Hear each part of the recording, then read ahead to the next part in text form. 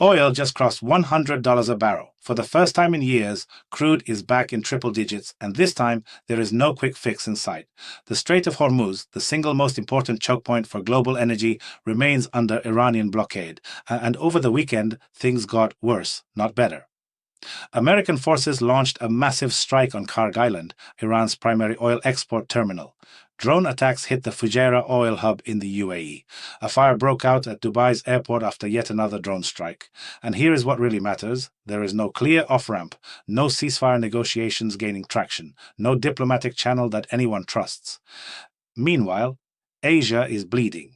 India and China, the two biggest importers of Middle Eastern crude, are paying record prices at the pump. Refineries across East Asia are cutting back on exports. The International Energy Agency is calling for emergency reserve releases. And you know who is quietly winning from all of this? Russia. The Trump administration has started issuing carve-outs, special waivers allowing sanctioned Russian oil to flow to Asian consumers, mostly to India. Ships loaded with Russian crude are already entering Indian ports. Think about that for a second. A war meant to punish Iran is making Russia richer by the day.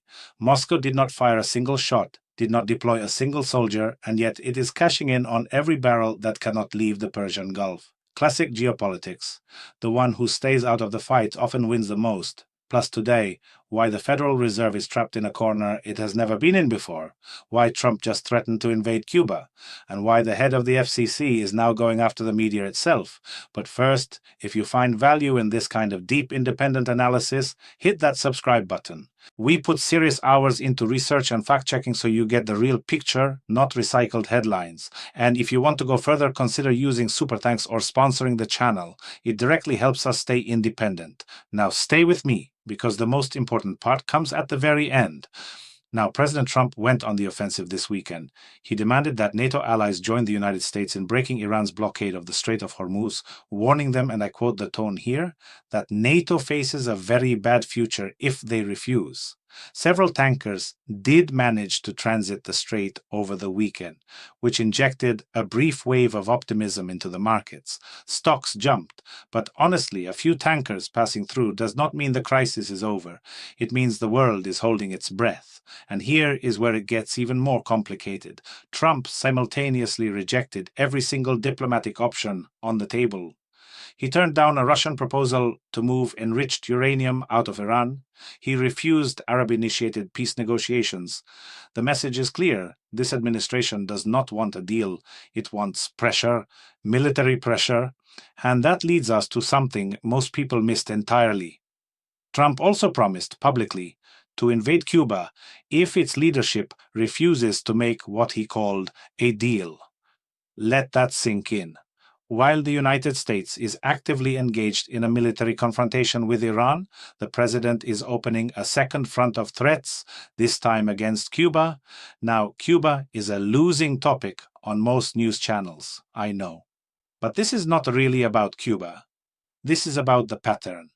This is a president who is simultaneously threatening Iran, pressuring NATO, sanctioning and unsanctioning Russia, depending on the day, and now promising military action against a Caribbean nation. The question is not whether any single threat is credible. The question is whether this level of simultaneous escalation is sustainable. And if you are sitting in a European capital right now watching all of this unfold, the answer is probably no. But wait, that is only half the story. Let me tell you what is happening inside the American economy right now, because it is not pretty. This week, the Federal Reserve begins its two-day policy meeting.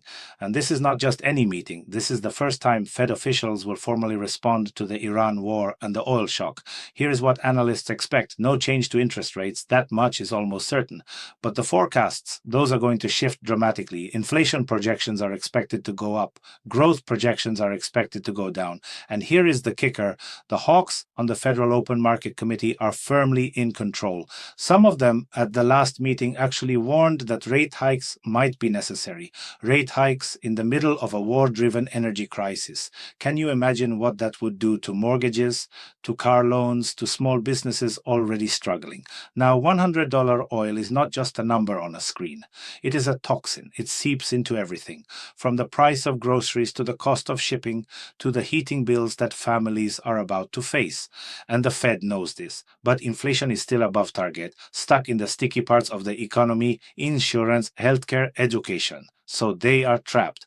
Cut rates and inflation explodes. Raise rates and the economy collapses. Do nothing and the pressure builds until something breaks. There is no good option here. And the worst part, the American consumer is the one who pays the price, no matter which direction the Fed moves. Every trip to the gas station, every grocery run, every utility bill, it all gets more expensive while wages stay flat. This is the kind of squeeze that breaks household budgets and eventually breaks consumer confidence. And you know what makes this even more interesting?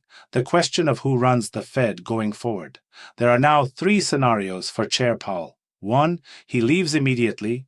2, he waits until the November midterm elections, and if Democrats take the Senate, he resigns in a way that blocks Trump from naming a successor. 3, he stays all the way to his term end, which would be a quiet act of institutional resistance. Meanwhile, the nomination of his replacement is moving forward, likely to be confirmed by June despite ongoing legal battles. This is political chess at the highest level, and the outcome will determine whether the Fed stays independent or becomes an extension of the White House. And speaking of institutional independence, here is something that should alarm everyone, regardless of political affiliation. The head of the Federal Communications Commission, the top media regulator in the United States, has publicly threatened to revoke broadcasting licenses of news outlets that report on military damage in ways the administration considers disinformation. Think about what that means. In the middle of a war, the government is telling the press what it can and cannot report. You see where this is going. Now, one more thing before we close. In the corporate world, one of the biggest tech companies on the planet just made a move that tells you everything about where the economy is heading. Meta, the company behind Facebook and Instagram, announced plans to cut roughly a fifth of its entire workforce. At the same time, it is pouring $600 billion into artificial intelligence infrastructure. That is the largest single AI investment in corporate history. So on one hand, tens of thousands of people are losing their jobs. On the other hand, the company is betting its entire future on machines replacing human labor. If that does not tell you where the next 5 years are heading, nothing will. We are watching in real time the largest transfer of labor value from humans to algorithms in history, and nobody in Washington is talking about what happens to the people left behind. Every single like, every comment you leave, it genuinely helps more people find this channel. YouTube's algorithm is simple. Engagement means visibility. And producing independent content like this, digging through sources, cross-referencing facts, separating signal from noise, it takes real time and real effort. If you appreciate that work, consider supporting us through super thanks or sponsorship. It is not charity, it is partnership. You help us stay honest and independent, and we keep bringing you the stories that matter. Thank you, sincerely, for being part of this community. Drop your thoughts in the comments. I read every single one, and I will see you in the next one.